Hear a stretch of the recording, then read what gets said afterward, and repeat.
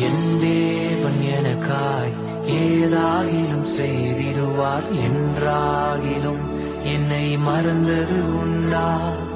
என் தேவன் எனக்காய் ஏதாகிலும் செய்திடுவார் என்றாகிலும் என்னை மறந்தது உண்டா?